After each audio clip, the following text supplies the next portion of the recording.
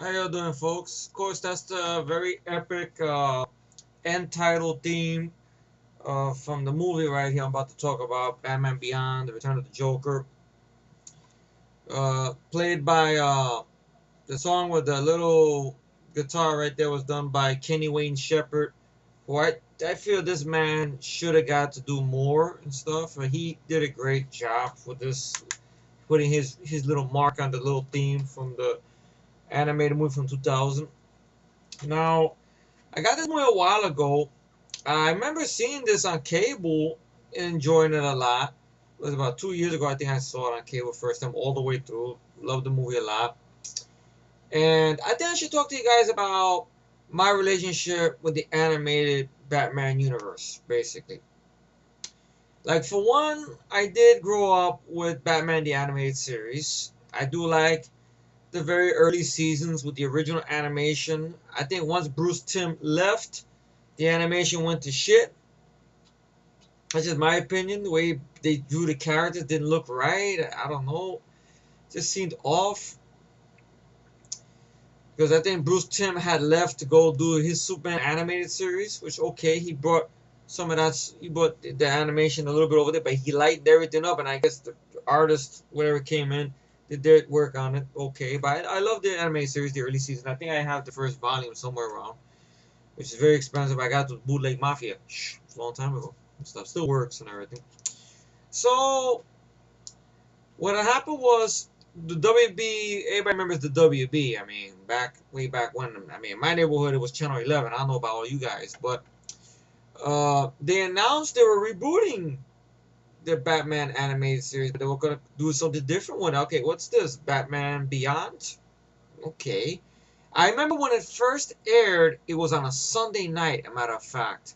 Which is ironic because I remember when the very first episode of the animated series aired on Fox Network way back in the day, it actually aired on Sunday night as well. And it was going to be a nighttime dramatic animated series for Fox Network. But I guess they couldn't squeeze it in on Sunday night, so it became a weekday thing, which worked great. I had to come home and try to finish half of my homework, then watch that, then be all excited watch an episode, then finish the rest of my homework. I remember that and stuff. But by the time Batman Beyond came out, I was already out of high school already. I already had graduated and stuff. I was just trying to join the workforce, but it wasn't working out for me and stuff. And then what happened was I saw the pilot episode of Batman Beyond. I loved it. I liked it, the story. I liked the idea it taking place years into the future. I even loved the theme they had, which I don't know who the fuck did the theme. I think it's Crystal Method. I think. They had a little. The features on this DVD is really bullshit, in my humble opinion. I mean, you get a. I'm very disappointed by the features on this. Very, very disappointed. Uh, you get a behind the scenes documentary, which is not really much to run home about. It's like a little featurette. You get little interviews with some of the cast members and stuff. Not everybody. I mean, you get Kevin Conroy. You get a little interview, which they had more with him though, with Will Friedle. I think that's his name, Will Friedle. Will Friedle, you guys might remember from during the '90s. He was on that sitcom on the TGIF. I remember way back in the '90s, Boy Meets World, which I used to watch. Boy Meets World. He played the older brother of Ben Savage's character, I believe, and stuff. He was great on that show. I remember Will Friedle. He was also on this very funny teen comedy, which I enjoy a lot, which I really, really hope is on DVD, called Trojan War, which is a very fun movie about a kid who is he's about to spend the night with the girl of his dreams, and she wants to have him in the worst way, and he has no condom. So he goes through this whole quest throughout the whole night, beaming to a bunch of weird fucking characters in the city to find a rubber. So it's a crazy idea for a movie, but it's fun though. I have fun with it. Will Freely was a lot of fun in that film. I know Jennifer Love Hewitt was in as one of her early film roles and stuff. She's in there. I know you also got, I think, Molly Sheldon in there from Planet Terror. Very young Molly Sheldon. Oh shit, Molly Sheldon. Well, she's there. Anybody remembers her now from Scream? What is it? Scream 4 she was in. She was the deputy in Scream 4 and stuff. But I know she was also in Sin City. She was that girl with the short hair, the one that Josh Hartnett killed in the opening of Sin City. My shows, oh, she's in there. Eric Belfort is in that fucking movie too. It's like, wow, who the fuck is that skinny guy? Then I thought about it. I said, oh shit, that's Eric Belfort. Wow, before he got his, his mustache and everything. Like, oh, okay, cool. And there, that's a movie I'd like to talk about one day. So Will Friedle, I guess throughout the rest of the millennium, he did a lot of voice acting, and Batman Beyond TV series was pretty big. I mean, there was one point talks about making a live action movie they wanted to do. They wanted Freddie Prinze Jr. to play the younger Batman, which I'm on board with that. I never had a problem with Freddie Prinze Jr.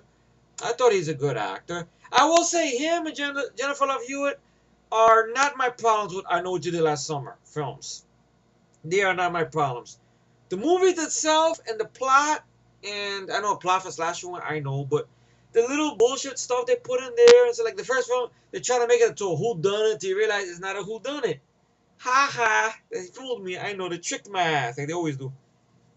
They tricked my ass, like they always do. I know Matt's laughing. I say like Inspector Todd. Who tricked my ass? This shit. But, they're far from the problems of that, but I guess it never materialized and stuff. But basically, Batman Beyond, basically what it was that it opened up the show regarding how Bruce Wayne was in the middle of a case. Something had happened, I guess. I don't know if it was regarding Joker or something, where I guess he sort of took a life. I remember correctly. I haven't seen the Batman Beyond pilot episode in a long time. I would like to get them in my collection. I do have the Batman Beyond in my Amazon wish list, the TV series. I know that I've seen them at FYE, but they're very expensive. And I don't know when the fuck am I going to get it. They're in my Amazon wish list and stuff, just in case. But, hey, I'm not putting that out there. But just in case they're expensive and shit. I think they were like 3 volumes because it only went to 3 seasons. I think there are 3 seasons they went to, which I'd like to get them. Maybe do a nice review of that or stuff like that. I remember being very blown away by that. I liked the idea of taking place in the future and everything. But basically it was 50 years later, Batman is retired now. He's Bruce Wayne. He's with his cane. He has this big kind of bat dog with him, I guess. And he's by himself in Wayne Manor and stuff. Until one day we're introduced to our kid, Terry McGinnis, voiced by Will Friedle. And Will Friedle knocked it out of the park. Terry McGinnis, total opposite of Bruce Wayne. That's why I liked him as Batman, because he brought his own to Batman. See, like if they're gonna reboot Batman, I would like for them okay, we know the idea. Bruce Wayne, yes, his parents were killed. Yes, we got this. We've seen all that already. If you're gonna do it, reboot it the right way. Or if you're not gonna give me Batman Beyond, then give me the older Batman, Dark Knight Returns, which they're never gonna give me. But my other incarnation I would love to see is Thomas Wayne Batman, because that'd just be such a fucking.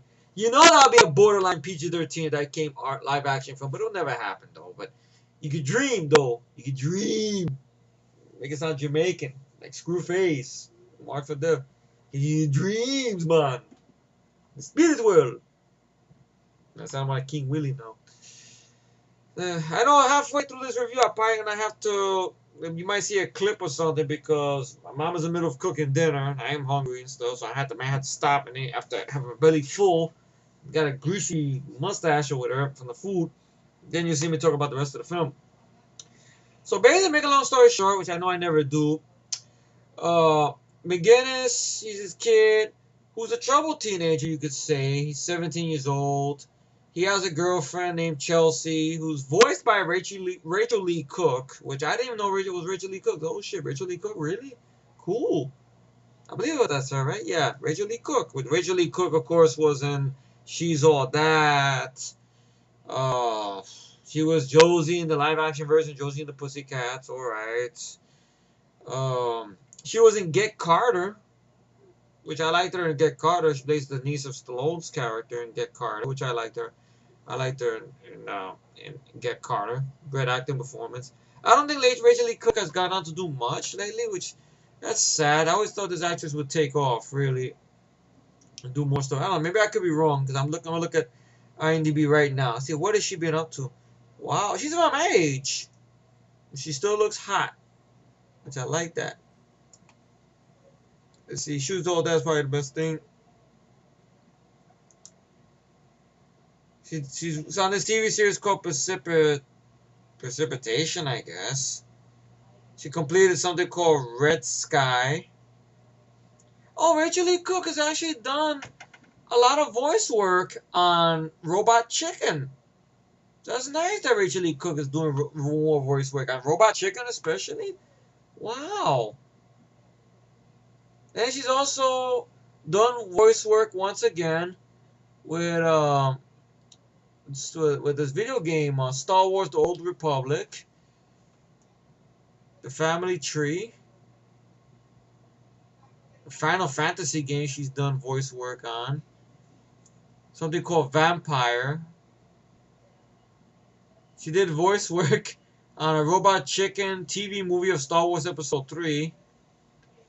Oh, she was on that TV series Psyched. Alright. Titan Maximum. I don't know what the fuck that is. Did voice work on that. Yeah, let's see. Robot Chicken, Star Wars Episode 2. But she's been working on Robot Chicken. That's nice that she got that. I'm surprised. She was on that short-lived TV series. I mean, not really short-lived, but I guess she was on a couple episodes of that show, Las Vegas. Let's see. American Crime, TV movie called Fearless. Let's see. Bookies.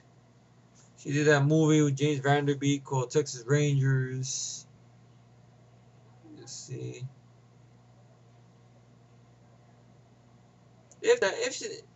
She was on Dawson's Creek. Get out of here, really? I guess She's All That got her Dawson's Creek and win the bet, because that came out the same year. Yeah, of course, she was in Get Carter, which I liked her in Get Carter and stuff. That's interesting. Wow. I'm trying to think. Was she playing the? I guess she is. I think the stuff. Wow. Interesting though. Wow, Rachel Lee Cook is still doing voice acting. That's great. This stuff. Interesting. So he has a girlfriend named Chelsea and stuff, right? And he's got a mother and father. His mother's actually voiced by Terry Garr. Terry Garr is his mom. He has a little brother named, I think, Matt. Little brother named Matt. And basically, you get the idea that he's a troubled kid. He runs with a gang and stuff like that. And he's in and out of juvenile hall a lot. He has a father. He's always having arguments with his father. His father wants him to do something with his life and everything like that. But him and his father have this big argument. And he's at school one day. And he gets into a fight in school. He's suspended. Even though he didn't start the fight, but he finished it. His father gives him a lecture. Tells his father off. And then all of a sudden, he walks out. And he comes back, finds his father's been murdered. So then he starts looking up some stuff about years ago they had this hero named Batman and stuff. So he investigates, starts putting two and two together and stuff. One thing leads to another. He ends up breaking into Wayne Manor and finds the Batsuit. Make a long story short, Batman, Bruce Wayne forbids him to be Batman. He steals the new suit, which I never had a problem with the suit, to be honest. In all honesty, I never had a problem with the suit. I liked the idea, okay, it wasn't a cape, fine. But I like the idea that it had like little wings and that Batman could fly because he had rockets on his feet. And he had like, his suit had like little gadgets and stuff. Alright. Like they updated it. I didn't mind it. I like the new design. I like the idea that Batman could cloak himself as well. This Batman that he could be invisible and fuck up people if he wants to. That's a cool little trick there. And there's like that. You still have some of the similar stuff, like you got a Batwing, or you got a, or at least the Batmobile, because the cars in this future fly, so it's sort of Batmobile slash Batplane, I guess. So he gets his father's killer, makes him pay, and Bruce decides to take him on to, be Batman. At the same time, he pays penance, for all the stuff he's done for his past and everything like that. So that's the show for you, right there in a nutshell. Now, the movie itself is a badass fucking movie. I watched it again just now. It was kind of a hassle to get the DVD to work. That's not the DVD, but my DVD player started to act the fool today. Because for some reason or another, I'm hitting the open button. The fucking door doesn't want to open. So I got mad. I had to take it out of the damn slot there, open it up. My mom had a similar problem with her DVD player, so my mom showed me what she had to do. And the door, I guess, well, some dust I got in there, yes. Well, the housekeeper's on vacation, folks. What can I fucking do?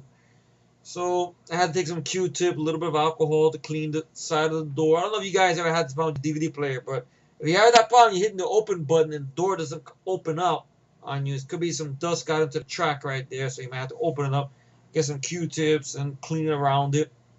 We did that, and the door worked and everything.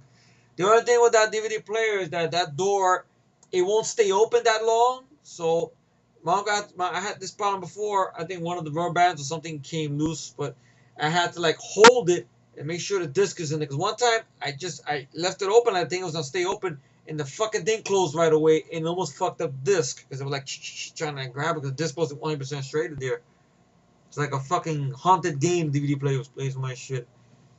But I got it working, and I went through the features, and I was badly disappointed. Really, a documentary, a little bit of interviews with Kevin Conroy and Bruce Timm, and some of the people who did the music. Kenny Wayne Shepherd shows up there. Okay, that's cool. I always wish they could use Kenny Wayne Shepherd to do other updated themes. Like, I want Kenny Wayne Shepherd. I wish that Lulu Leteri or somebody in Marvel would have got him to do an updated version of the Lonely Guy theme, from Incredible Hulk for the 2008 movie. Imagine him do the guitar.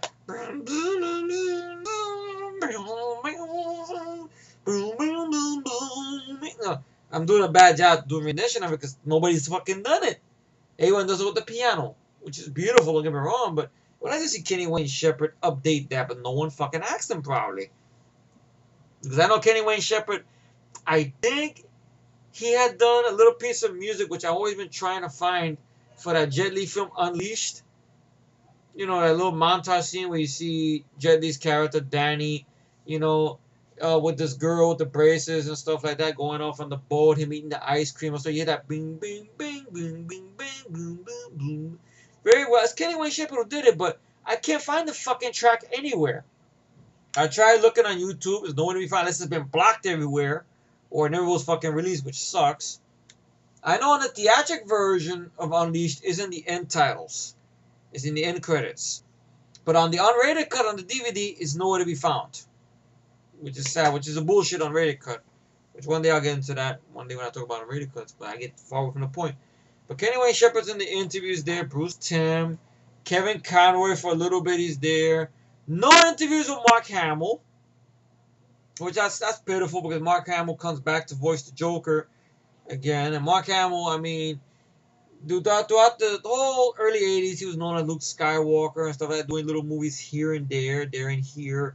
But once he did, I think the Flash TV series helped him get the Joker, I believe, because that character he played on the Flash, the Trickster, the voice and the mannerisms of that character is basically like the Joker.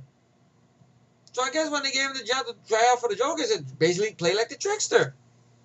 Do the same voice and everything. That's basically what he does for that. And hey, sure enough, it worked. And he does a great job. He's very, he's funny. His jokes work. Yet he's vicious, and stuff. And especially in this movie, we see what the fuck he's done and everything like that. So the features are shit. You get a whole thing with deleted scenes, which is scenes that basically has no makes no fuck doesn't make much of a fucking difference, to be honest.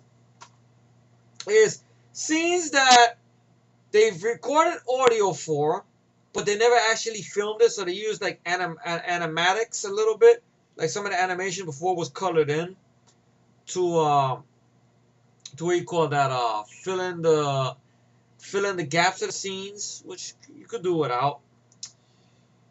This whole thing about, and of course that means dinner's ready. I'll see you in a few seconds. And I'm back, and my belly is full now. Yes. What did you have for dinner? Well, fried chicken, thighs, and white rice and beans. Yes, the typical Hispanic food: rice and beans with chicken. Yes, that's right. Yes, it was delicious. Thank you for asking. Yes, but like I was saying, I was going on about the features before time before I had to start eating dinner. This whole bullshit thing they have here called. There's a music video that Static X did along with Mystivio Odyssey, which I never heard of those guys. Did a little music video for the movie, which I wasn't a big fan of the song, to be honest. I would just rather have the new Kenny Wayne Shepherd just sitting down there playing the guitar and showing clips of the movie from back when or something like that. I don't know.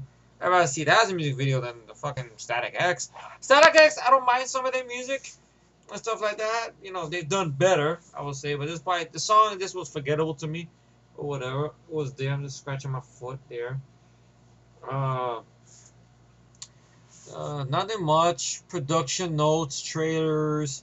They had this whole bullshit about animated character bios, which you don't really need that. I mean, watch the fucking movie. You get the backstory of everybody in the fucking movie, or if you're a fan of the show, you're more likely to know everybody's fucking characters. That's a waste right there. You got a commentary by the filmmakers behind this or whatever, which it doesn't say commentary on the DVD. It just says a word from the filmmakers. Now I play it on there and I see, oh, it's a commentary. I had to see it and I said, all right, and stuff like that. Now the people behind this movie, of course, Bruce Timm came on as executive producer on this, of course. The story was written by Paul Denner. Paul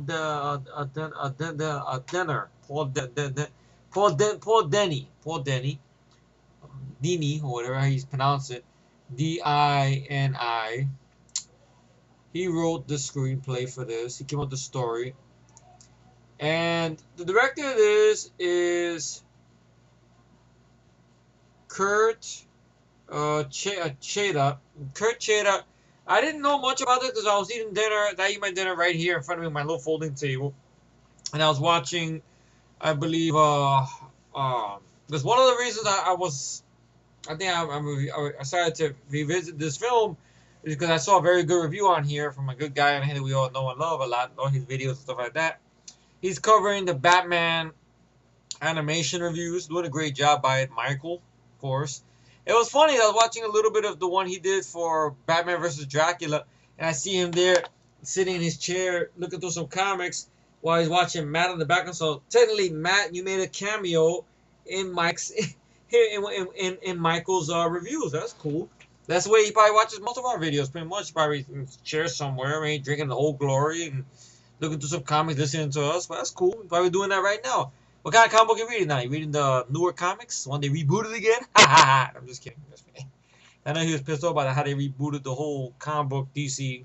I guess DC along with the movies and everybody else, and they want to reboot everything. Reboot everything. That sucks. Especially for comic book fans, of course. You know, you following the story. They'll say, "What? You can't finish the story. Why not? We're rebooting. Why? Because we say so." That's basically what the fucking gist of that is. You know, they reboot it because they say so, pretty much. You know, what about the fans? Fuck the fans. They'll put shit on the wall. They will still make money. Ha ha ha ha. Scumbags. But anyway, he did a good job with the review. So he was talking about I believe I was looking at some of the stuff he had done. He did a good job with the reviews. I'm still checking them out. I know he's right now did Batman versus Dracula. Was about to go watch, but figured I finished eating already. I'll watch the rest of that by the time this is uploaded, maybe on YouTube. I'll play catch up, you know. If I do on Sunday sometimes, if I'm not flying, you know, I'll go out there and play catch up with some of you guys' videos and stuff, whatnot, and everything.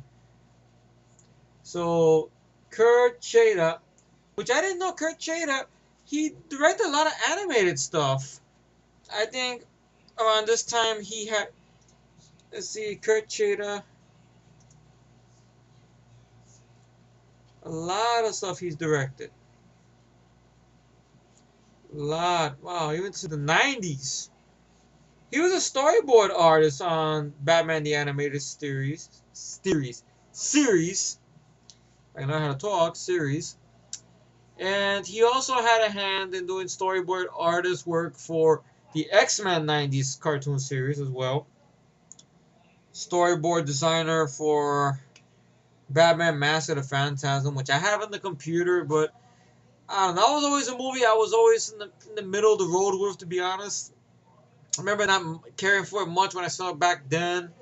I tried to revisit it, was it a few months ago, and I fell asleep watching it. So one day, I have to probably give it a whole shot. I remember thinking it wasn't really much to know about, but who knows? I'll give it a fair shot. I know a lot of people love Master of the Phantasm. Me, no. I just think Under the Red Hood did that same type of story better, in my humble opinion. Let's see. He did storyboard art for. He was storyboard artist on Wonder Woman. Okay. He. Let's see. Was he directing or this is storyboard? Let me see what the fuck. Art department. Okay. Let me go to directing. I want to see what he's directed. 14 titles. Okay. Alrighty. His first job he did was the pilot episode of the Superman animated series called The Last Son of Krypton, which I haven't seen that in a long time. One day I would like to get my hands on that. I'll probably put that on my Amazon wishlist. Superman animated series with Tim Daly.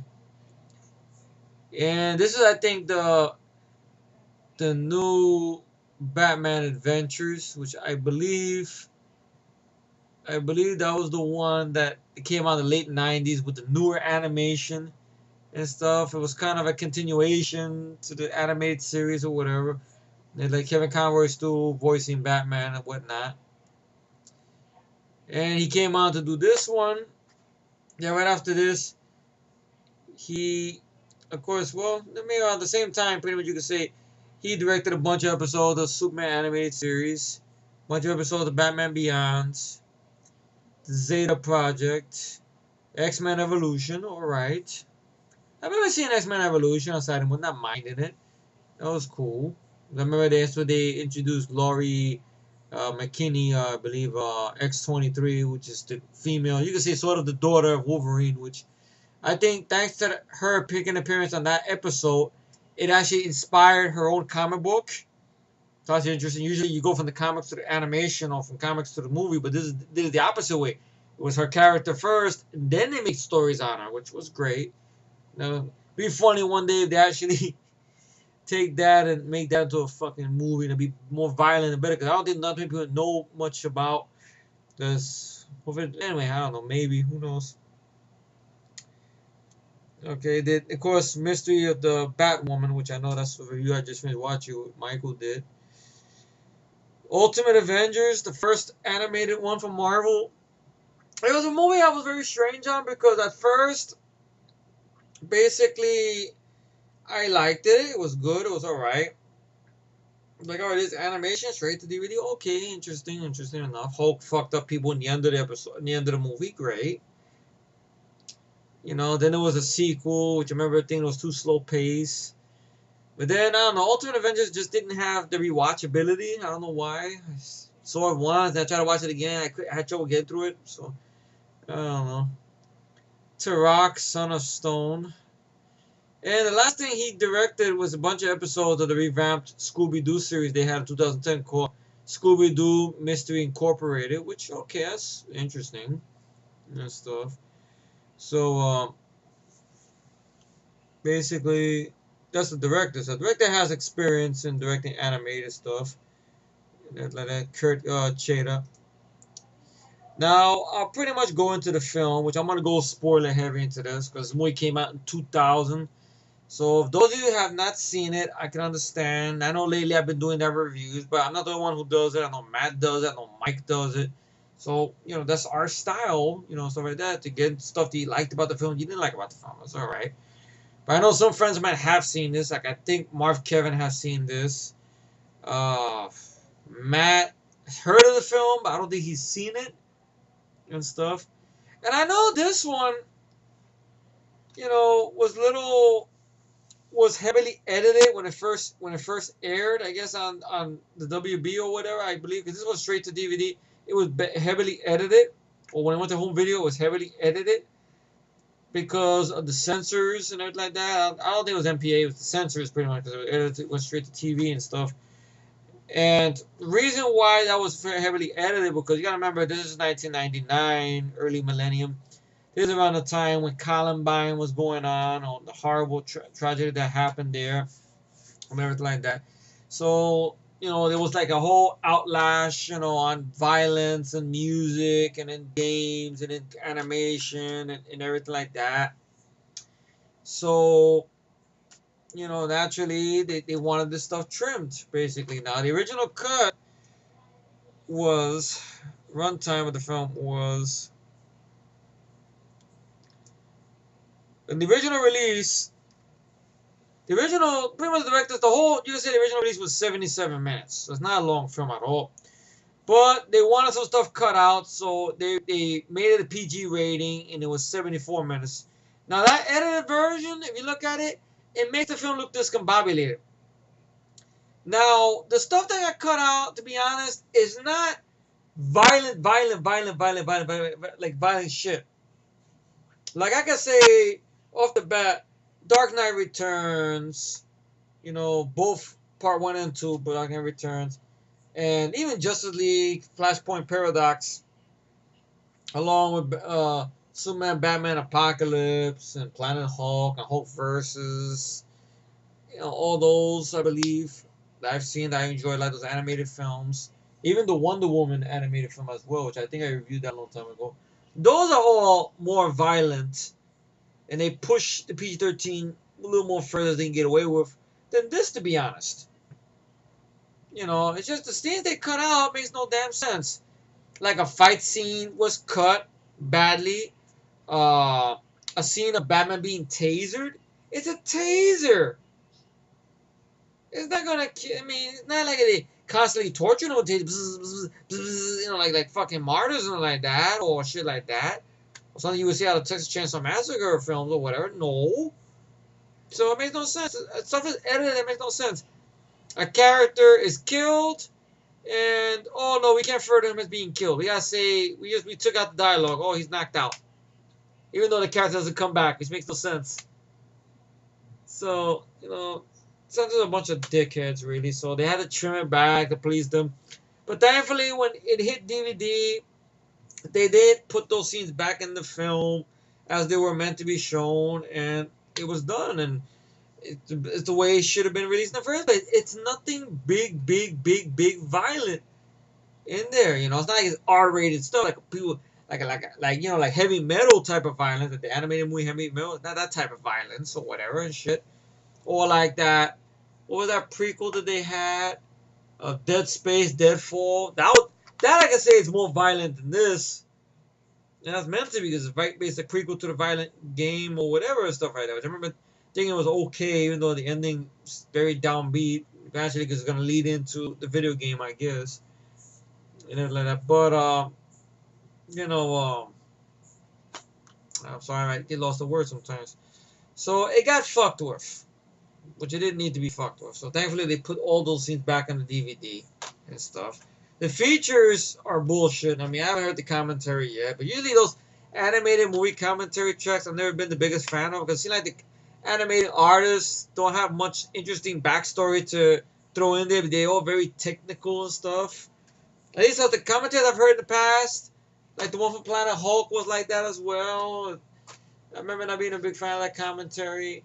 I think there was a commentary of Hulk versus, but I don't remember it, so I'll tell you how much good it was. I barely remember this shit or whatever. But going into this film, basically, has a lot of action, which I really like a lot. It opens up where basically we got this gang called the Jokers, and they're robbing this place, getting these parts. And McGinnis, Terry McGinnis' Batman comes in there. And what I like about this Batman is he's got wisecracks. So I don't know if that was something the writer put in there or something kind of a little almost like Spidey if you think about it, right? It's very interesting enough. Oh, one thing I forgot to mention that Will Friedle, right? You know who he's voicing these days in the Ultimate Spider-Man? He voices the Merc with the mouth, Deadpool. Yes, Will Friedle's the voice of Deadpool in that newer Spider-Man cartoon. Interesting enough. Wow. So his voice career, he's done a lot of voice acting. So he's the voice of, of Deadpool, Wade Wilson. Which I haven't seen the Ultimate Spider-Man cartoons. I heard it really wasn't much to unhow about. I don't know if that's the one with Neil Patrick Harris voicing Spidey or not, but I know that. Wow, Will Friedle. I mean, he's got. Nolan North. I mean, he does the best Deadpool. I mean, I just watched something called Deadpool. That's based on his video game and stuff like that. Somebody threw all the cut scenes together. It was like 1 hour. That's very, very awesome, R-rated, funny, badass thing. Very badass. So that's the closest we will ever get to a Deadpool film. I guarantee the reason they're not going to give us a Deadpool film because they'll know Deadpool will break the fourth wall and tell all and stuff. And I guess Fox won't find that funny. Haha, you're making fun of Tom Rothman. We can't do that. No. I get stuff like that. Because, he makes fun of the people making the video game a little bit. Even the gamer people, which I thought that was a lot of fun and stuff. But, he's the voice of Deadpool, Wade Wilson, on the Ultimate Spider-Man, which I never seen the Ultimate Spider-Man. I just looked at IMDb. So, oh shit. So he's still doing a lot of voice acting. So he throws a little wisecracks in there, fucks them up. Well done. You got one of the people who are doing this robbery is actually known as the Deeds. The Deed. These twin girls who are supposed to be the granddaughters of Harley Quinn. And those of you who remember the anime series, you know who Harley Quinn is, obviously. The Joker's main squeeze and stuff, and everything like that. And actually, they go in there and they fuck up Batman. Batman holds his own though, even though he gets tasered by them, which they made a big thing. Oh God, it's violent and stuff. So basically, they have this one like this wolf creature who's voiced by Frank Welker. Now, Frank Welker, I mean, who doesn't know Frank Welker? I don't know who Frank Welker. Well, somebody's probably saying that. Frank Welker is the voice of the original Megatron, and he voiced Starscream. I think he voiced Starscream in the live-action films. I'm not sure. Maybe I could just find out right here, right now. Frank Welker.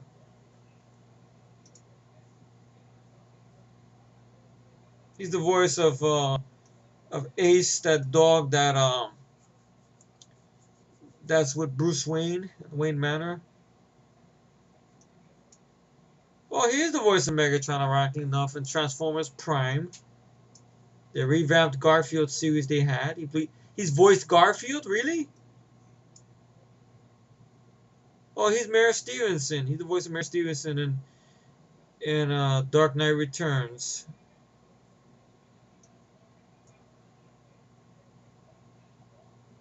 Monkey Rockwell in the 2012 new Ninja Turtle series. Wow, he's done Robot Chicken as well. So he's the new Pound Puppies, really? I'm so shocked they rebooted Pound Puppies. I can't believe it. God, I feel so old. Don't you guys? Frank Welker's done a lot of voice acting, including some stuff with Toy Story 3 video game and everything. But he's the voice of this. He's kind of the growling voice of this wolf creature that attacks. That's kind of a mutant creature that's with this gang that attacks Batman. And good little action scene. He runs. Actually, the DD girls, the twins, are voiced by Melissa Joan Hart, Sabrina the Teenage Witch herself. That's cool that he got her involved in this. It's great. Melissa Joan Hart, I mean, I never really been into Sabrina the Teenage Witch. I thought the actress was okay. Oh, it's a nice shot they have her in IMDb, where it's one of those down picture shots where you see a little bit of her tiny titties. Hee cool. She's New York. I didn't know she was New York. Everybody remembers her because of her early days as Clarissa. Explains it all. Melissa and Joey, that TV series she had, I guess. Well, once again, she's another one that has been a robot chick, and I think she actually played, I guess, herself. I mean, not herself, but Sabrina character, ironically enough. So that's nice that they get some of these celebrities to come back and do voices of their former characters. That's nice. I always thought it was a little old they put there and stuff. But what happens is gets away there, and I guess they fuck up a building. Good action sequence and stuff. And like it's seen there where you got this big giant guy who's choking Batman by this ship that's floating, this car that's floating and stuff like that. Die, Batman, die. He's what? What that pole? Huh? And then he realized, he went through a fucking lamp, the light pole, the flagpole. Boom, gets knocked down. And then Batman jumps off that, blows up. They get away. He looks at the damage. He goes, That's not coming out of my allowance." And then he flies away. And then the score cues Kenny Wayne Shepherd's score with the title sequences. The movie gets started. So basically, what happens is the Jokers, the gang, they report to their boss, who is hiring them pretty much, or pulling their strings to get these parts that he's making. And sure enough, it's the Joker. Mark Hamill comes back to voice the Joker. There's not even no fucking interviews with Mark Hamill on here, which that's disappointing. Come on. Because it'd be nice, to him talk about him playing the Joker again and stuff. And everything like that. But I don't know why they couldn't get him for this, talk about this. Especially with, what you see what the character Joker has done and stuff. But, one of the guys calls him a fake, that you're not the real Joker's dead. And he goes, alright, you want to leave? You can leave. No hard feelings. Pulls out a gun on him and pulls the trigger and says, bang. And then when all of a sudden he goes, hee hee hee. He fires, boom. Shoots him. No blood on it, just shoots him. You see his eyes turn white. And then, anyone else want to leave? No, no. Yes, boss. No, you? How about you? Whoop, I can't wait a minute. He's dead. But in the edited version, they don't refer to. He can't say he's dead. He's knocked out, or there's just even locked out on the floor, pretty much. But he's dead. You see his fucking eyes white. Or I think it was an alternate thing that they did where Joker actually spread some gas on him, and he just laughed himself silly, so he passed out. So we were supposed to assume he's dead, but it's stupid. Because it's violence. No, it's not, you fucking pricks. It's not violent. So we see that McGinnis, once again, you see that he's the Joker gangster. He goes to Bruce Wayne Manor. And Wayne tells him basically he's a little sore from the stuff like that. He tells him, why don't you take a rest and stuff? And he goes, well, who sleeps anymore? And stuff. And he leaves to go meet his girlfriend. What's funny, his girlfriend, Chelsea, played by Rachel Lee Cook. And I like the way her animation looks. She's just beautiful, It's just a cartoon, but I can dream. And basically, she's at the club. She's dancing at the club. No, not that kind of dancing, not stripper, but she's just party at the club. Music, you hear a little bit of a little bit of that cyber techno stuff. All right, it's cool. Early millennium shit. All right, cool. And Terry's just like sleeping there. He realizes it's catching up to him. He tries to dance or whatever. He fucks up. And he ends up dancing with the wrong girl. Gets him in the outs with his woman a little bit. Until he's paying her, look, I guess women's kind of tired, I guess. And whatever. She goes, all right. We'll sit down. And she tells the waitress to get some coffee or whatever. So they talk a little bit. And Joker wants to go and make a public appearance at this event that Bruce Wayne is having, because in the series, what happened was he became a recluse and pretty much retired his company to some new guy or whatever. Some guy named I don't know the character's name.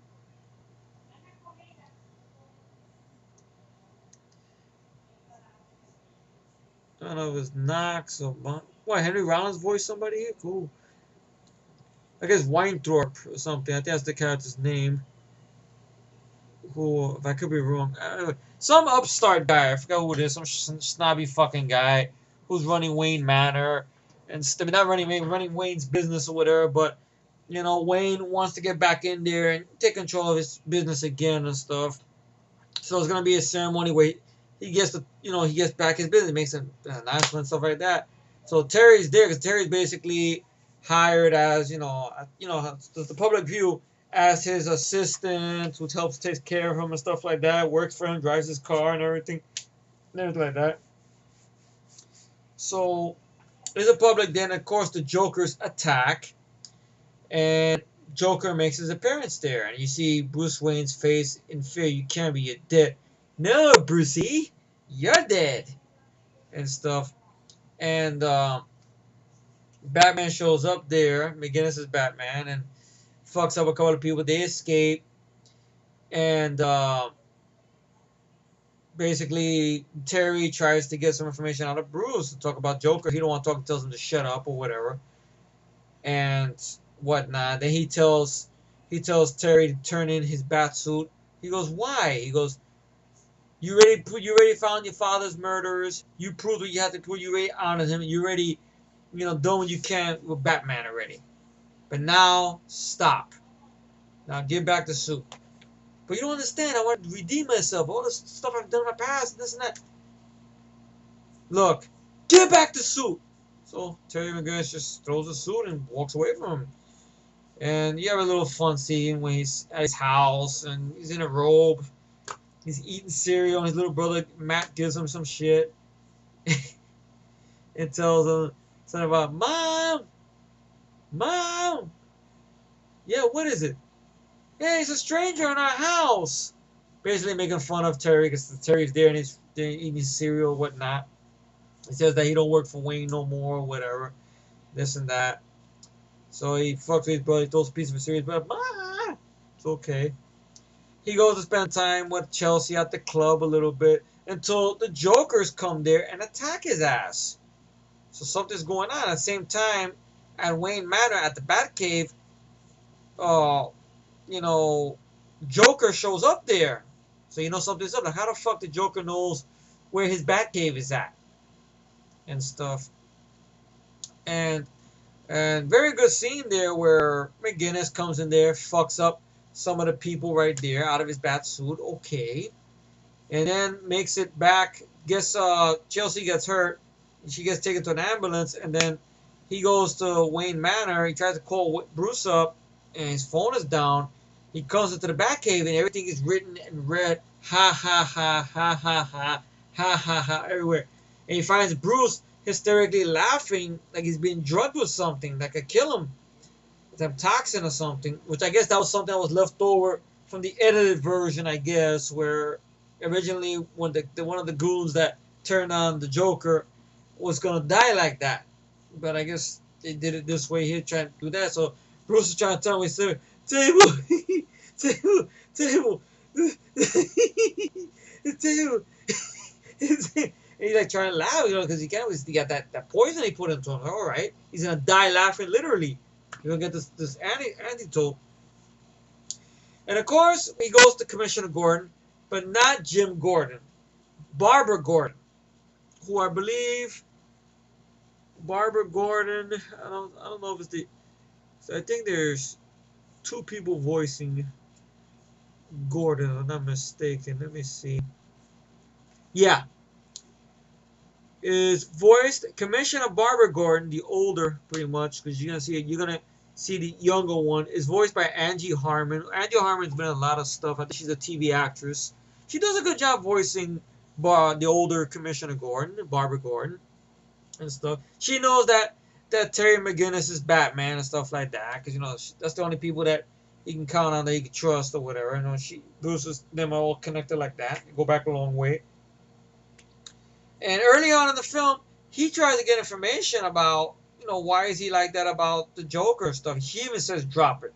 Like, she don't want to talk about it, so something weird's going on and stuff. That would lead to that scene where he throws the bat suit at at Bruce Wayne and walks away from him. Basically, he wants the suit back. He don't want him to pursue that. So while he's recovering from his coma, there we hear the backstory.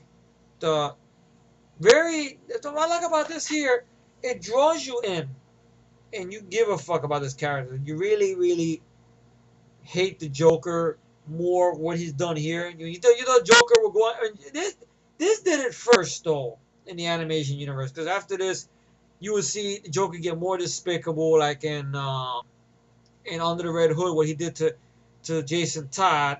That's despicable. Or even what the Joker did in The Dark Knight Returns Part 2. You see what Joker did there. So you realize this was the first time they pushed Joker to that level in the animation universe, at least. And then they went further and further. But this did it first, though. Where Barbara Gordon tells the whole backstory regarding what had happened. Why, Batman, Bruce basically became a recluse. Besides hearing about a little bit of the story you see in the pilot episode of Batman Beyond, but there was more to it than that. That was just one of the things. There was more to it. And basically, she tells a story about Timmy Drake. Of course, Timmy Drake in the animated universe was this younger kid who Batman took on a little bit after Dick Grayson had left and became Nightwing in another city. Which, you see, he should get an animated movie now. Now that I think about it.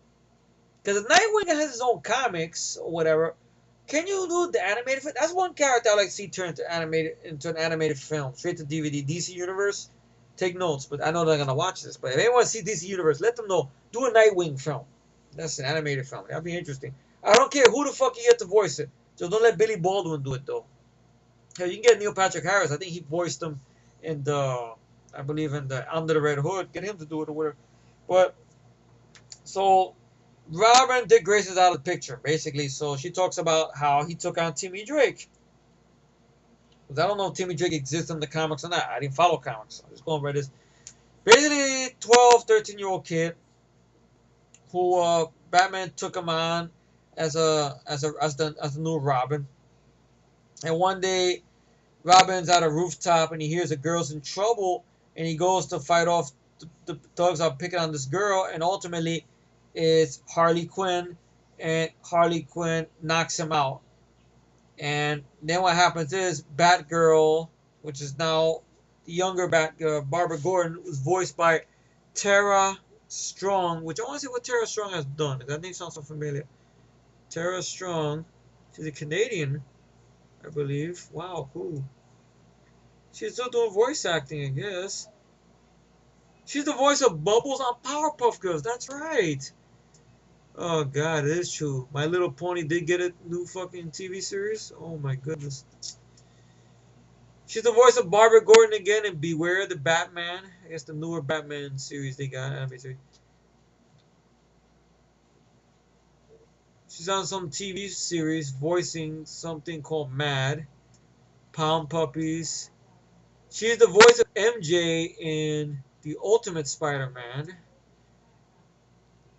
Oh, Tara Strong. I didn't know I recognized the voice. She's the voice of Raven on Teen Titans Go. I guess that's the rebooted Teen Titans series. Marvel Heroes video game. She's the voice of Michelle in Dark Knight Returns. I guess the friend of the other girl who went on to be Batman. I forgot her name. Shit, I can't believe it. I love that Dark Knight Returns. Forgot the character's name. She voiced, wow, on an episode of Robot Chicken. Check this out. She voiced Harley Quinn and Selena Gomez. I wonder if Tony knows about that episode. Let's see. She voiced the video game called Harley Quinn's Revenge in 2012. There was a Napoleon Dynamite TV series she was in. Or no, Napoleon Dynamite had a TV series.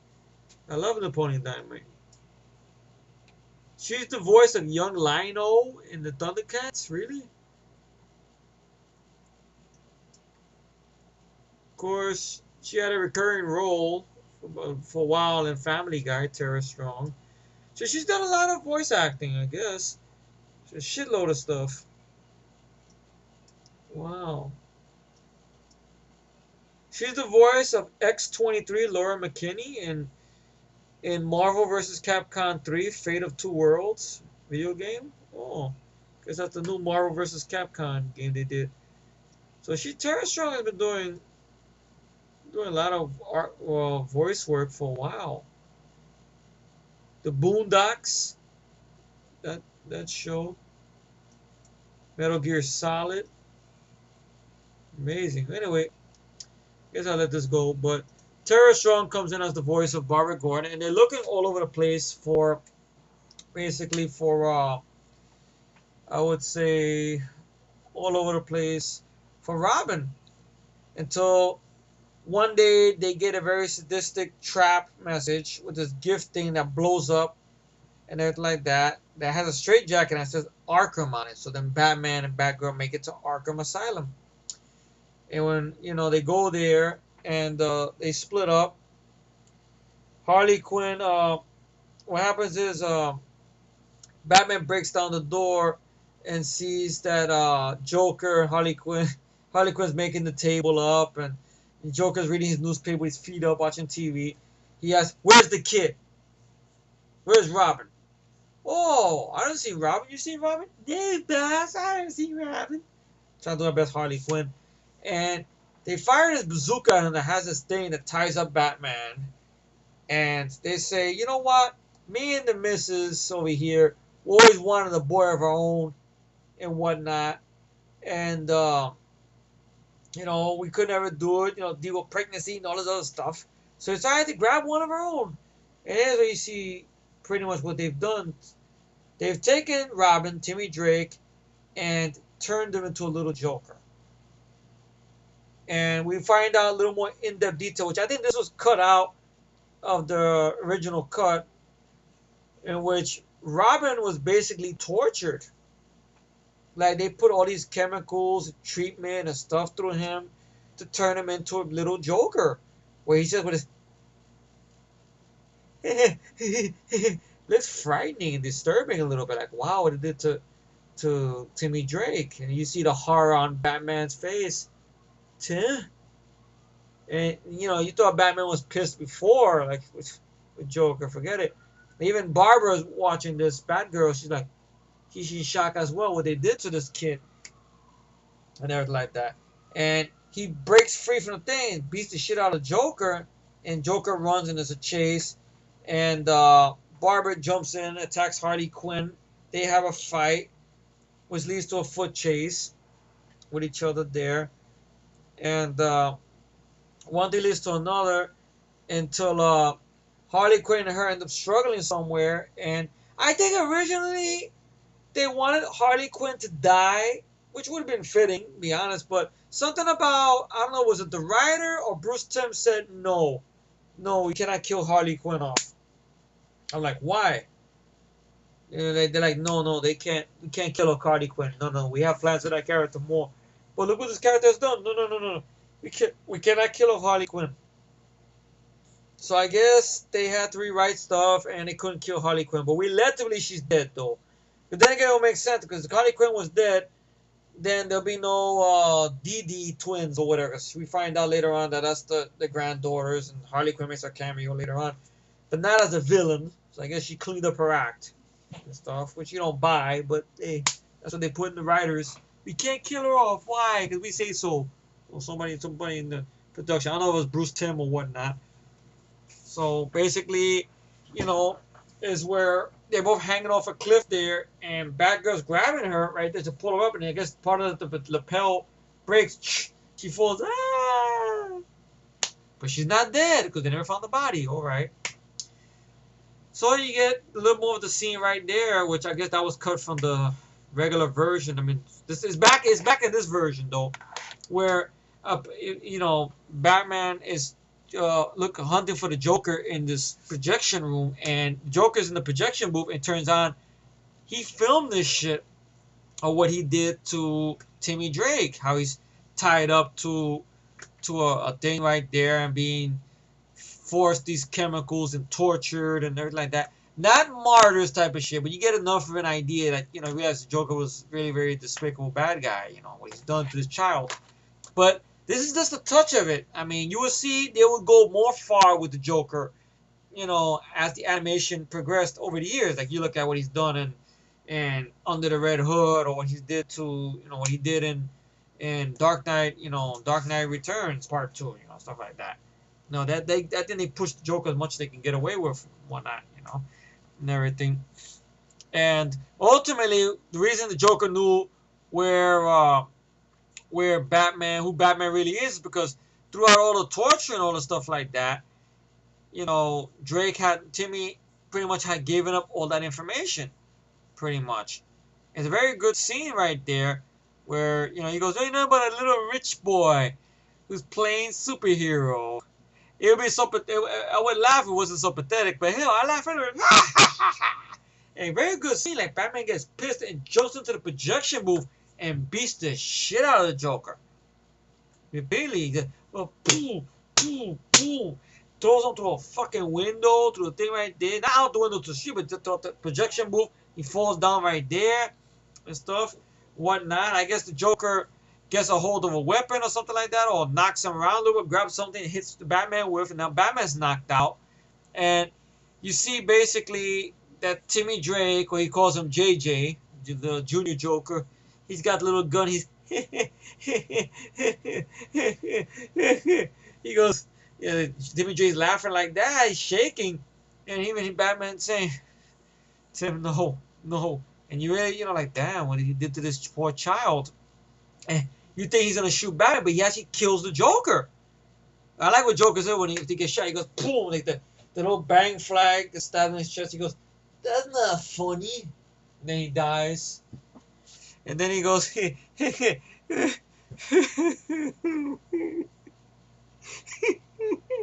then he backs down, he cries. And Batgirl grabs him, and then they grab him and said, Timmy, you know, and you understand why, you know, Bruce Wayne did not want McGinnis, Terry, to be involved in that. He wasn't responsible for that. So it's understandable. And stuff. I don't know if they took elements from Dark Knight Returns, because that was in the comic way before all this stuff happened. You know, the whole thing about what happened to Jason Todd or whatnot and stuff. But who knows? Maybe they did and stuff. So ultimately, we find out the Joker's overall plot, that he's stealing he has his gang stealing all these parts of this satellite to make some kind of weapon satellite, which if you arm it a certain way, it could blow up certain things, like areas and shit. And that's all well, that's his plot, to fuck up parts of the city. Great.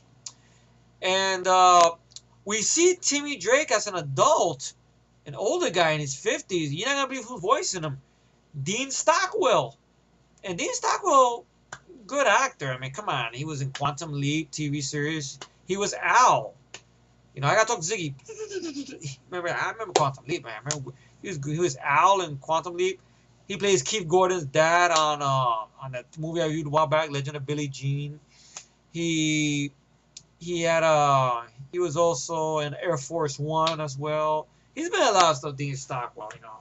It's nice that they got him to do voice acting. He did a good job playing the older Timmy Drake, who's now, you know, he's left their superhero stuff. Now he's a guy who deals with satellites and communication and stuff like that and everything. And, you know, Batman, nobody believes that this Joker that's running around is the actual Joker, because Bruce Wayne keeps saying that I seen him die, he's dead. Until we find out the twist. Which when I first seen this, like, wow, that's clever. I liked that. And it's amazing the way they did this. Real well done. And basically, it leads to the climax where Batman fucks up the rest of the Jokers once and for all, pretty much. Fucks them up great.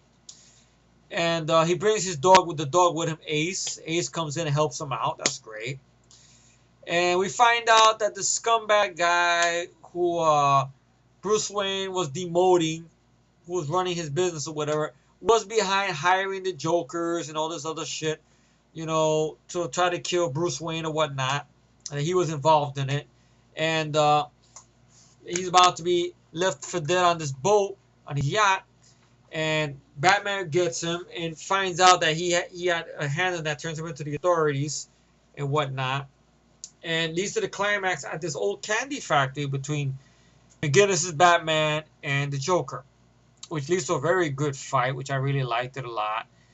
And I think there's clips of it on YouTube anyway. I don't know if I get tagged for that or whatnot. I haven't got tagged yet, but you know, you never know and everything. And I liked it. The end fight it was real good, where you know McGinnis went up against him. He goes, okay, and then he fucks up something where, you know, he had originally planned to fire the satellite beam to blow up the hospital where Chelsea's staying at, to blow up Terry's mom's house, and also to blow up, you know, Wayne Manor. And Bruce is mentoring or watching him because everything is bugged pretty much through the suit and everything. You know, McGinnis knows that already, so he's helping him from behind the scenes, which is cool. Some people say it's kind of like Bruce Wayne is sort of like Alfred in a way, but I thought it was a little more different Alfred because he's been through this before, so he has more experience. He can help him out. Even though in some episodes at times that Bruce Wayne did help him and they teamed up together, which that's like an ultimate buddy movie right there. You know, older guy with a younger guy. It's almost like a buddy cop movie and stuff and whatnot. The younger guy is the wild guy. The older guy is the one that lethal weapon. I'm getting too over this shit. No, no, no. Yeah, do the whole Eric Clapton theme. So leads to the fight right there, and we find out the ultimate twist. Because McGinnis keeps on saying that, but you know, who else knows you're really Batman and about the cave and who I am and this and that, and why would they want all these satellites? We got to go talk to Tim's. I'm sorry, Bruce, but I think it's him. You never know. He goes, all right, go check. So he finds Tim there laid out on the floor, and Tim hits him with some kind of taser weapon that paralyzes his suit so he can't move. And ultimately, he goes, "Hey, I know that Bruce is watching this. He must have the suit bugged. I wanted to watch this." And basically, you find out that Tim Drake's body is being possessed with a microchip, personality chip, that was implanted in the back of Tim Drake's head way back in the day, is now takes over Tim's body and becomes the Joker and whatnot. So I know it's a real fucked up idea. Like, wow, it's mad enough he tortured this kid, you know, to become like a Joker, but he had to implant that in there. Even though, you know, you can ask yourself why all of a sudden 50 years the Joker would decide to come back now. Why 50 years? Why not sooner? But if you're gonna do that, you're gonna lose all your hair. That's what I used to do. I used to overcomplicate all that stuff, and that's why I'm bald, you know. They're overthinking it too much. But it's a cartoon, so what the fuck, I know. Or whatever. But hey, at least a good scene there. You know, Batman, McGinnis, he breaks the door so none of them could escape. And they both have a battle and shit. Even though, remember that he's in Tim Drake's body, so Tim Drake has that training as, you know, as Robin, so he knows how to fight. So this Joker has a fighting ability, and McGinnis doesn't have much. He goes, anything I should know about him? He goes, he likes to talk. Just how he distracted. Wait a minute, I like to talk. So I kind of like this idea how different this Batman is, because he's almost like Spidey. He likes to throw wisecracks. So he likes to shit talk. He's a younger guy, and he starts fucking with the Joker, which I liked this scene. I really love this scene. He goes, "You're always trying to tell a joke, man. I don't get it. A clown that's not funny. Shut up! Don't tell me anything about funny." So, let me see if I get the exact dialogue here. We already have quotes here or whatnot.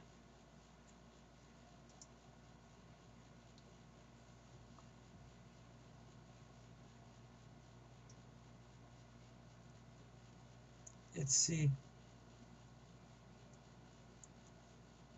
Oh, I think here it is over here.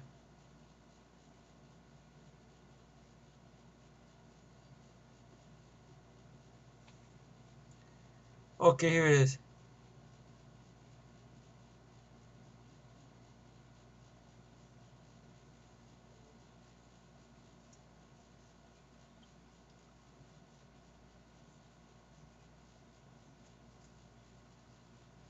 Okay, here you go. Like you have a good fight there where they're struggling with each other, and then Batman puts the Joker in an arm lock. Joker goes, "What are you doing?" Fighting dirty, and then punches him in the nuts. Ooh! The real Batman would never. As Batman tightens the arm lock. Ooh! Told you, you didn't know me. And he punches him again.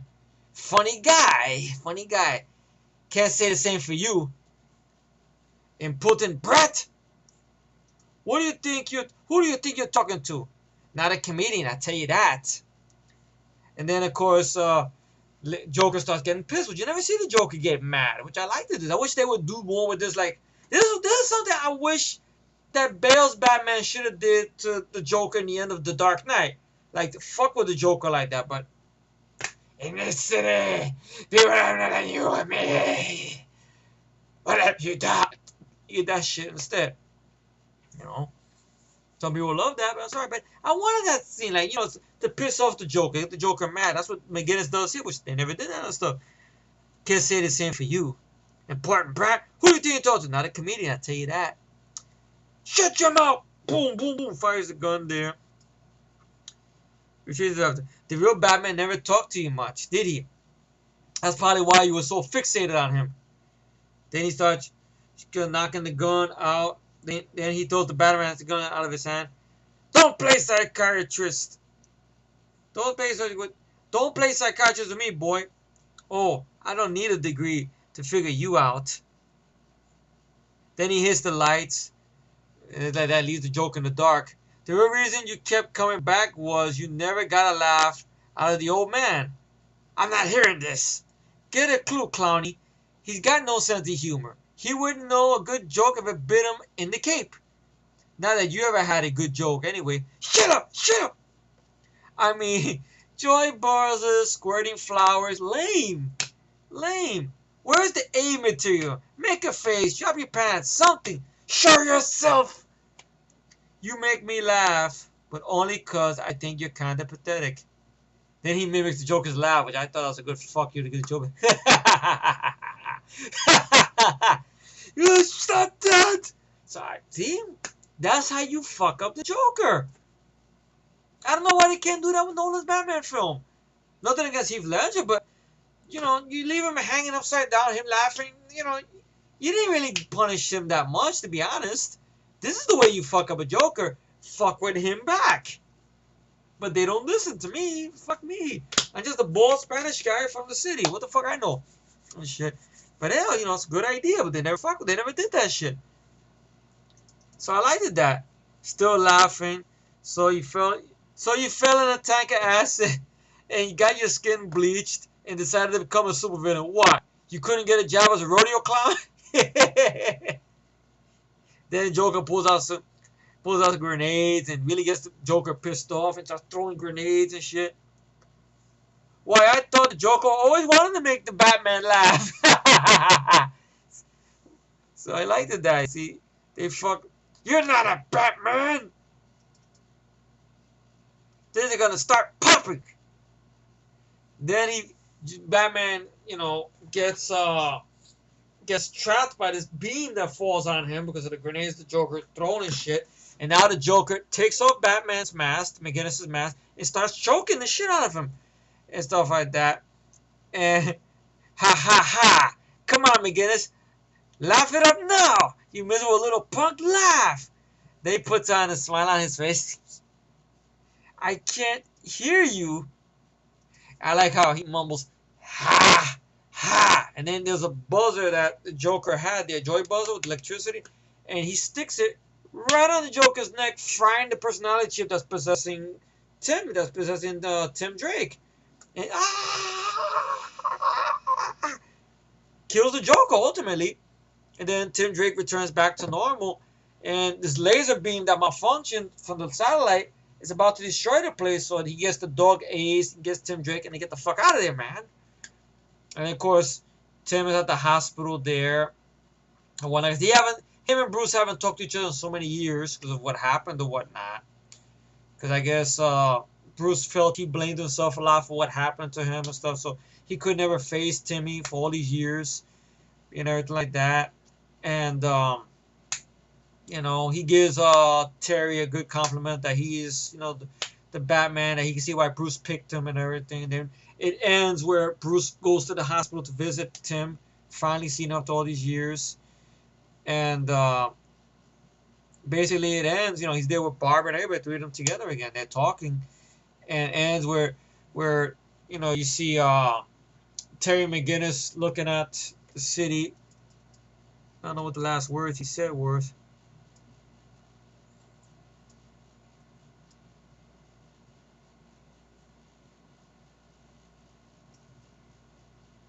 I gotta get the fucking words.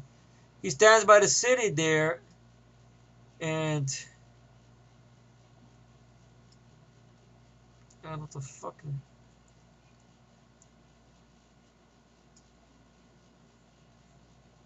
Oh, I think the character's name was Jordan Price. That was the guy who was the weasel scumbag.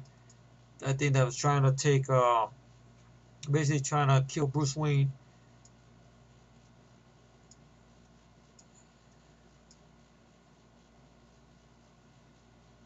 He says some words, puts on the mask, and turns on his wings and flies away. And the movie ends. Great fucking movie. I can say it is very, has a depth to it, which is very good. You know, I mean, it is, I think, a very good thank you note to the people who supported Batman Beyond, to my humble opinion. Like, they really, it's like Bruce Timm must have listened. Like, all right, you guys want the Joker back, you want this story, this and that, you want more in depth, you want to do this and that, explain more about that gap there. I'm gonna do it, and he did it. He did it with it. He did a good job. The voice cast was great. Will Friedle, I like as an actor. I'm glad that he's doing a lot of voice work now. Kevin Conroy is always stellar. It's always good to hear to listen to Kevin Conroy voice Batman. You know, he's the best voice you got for Batman. Bruce Wayne's Batman, in my humble opinion. Um, Mark Hamill as the Joker, stellar to see him back again. Well done. I know he would go on to voice Joker for the video games as well, and I don't know if he's still doing that now. I heard he's supposed to do that last one, Arkham City, supposed to be his last one, I think. I don't know, but whatnot, if that's still going on or whatnot. But great animated film, great time watching it, and rating for this, I can't find nothing wrong with it, to be honest. I thought it's very well done for what it had to be. 10 out of 10. The DVD leaves a lot to be fucking desired. Get some real fucking features in this. So get a commentary with Kevin Conroy and Mark Hamill and Will Friedle together in the same fucking room to talk about this movie. That I would love to see. A new revamped DVD, or they'll probably do it on a Blu-ray. They won't do it on DVD, obviously, but you know, if they do a DVD, it'd be nice. You know, and get those three guys together in one room to talk about, you know, voicing this character and talk about the movie and stuff. I don't know how they look back at it now and whatnot. But the features were done back in 2000, so it's been so many years. But Will Friedle is still working, so I guess he owes something to Batman Beyond or whatnot. It's too bad they couldn't get nothing with Mark Hamill, but it's just they do that with a fucking newer DVD with commentary, at least with those three guys together in one room would be cool stuff. But 10 out of 10 the rating for the film. Thank you all for tuning in. And I'm gonna go finish watching the rest of Michael's Batman animation reviews and stuff, okay? And if you guys haven't checked it out, then get off your ass, go check it out. Some good stuff he got there, man. He doesn't give no spoilers away. He's not like me, or Matt, or Mike, the three of us. Three crazy guys. We give spoilers away. We go all out. We go raw, commando, all out in our reviews. We let it all hang out. I know it sounds nasty, yeah, but it's alright there. We let it all hang out in the wind. But anyway, you know what I mean by it. Well, thank you all for tuning in. If you haven't checked out Michael's Michael's reviews that he's doing on the Batman animated stuff, please do. Very good stuff. And thank you all for tuning in, and you'll have a good night. Later.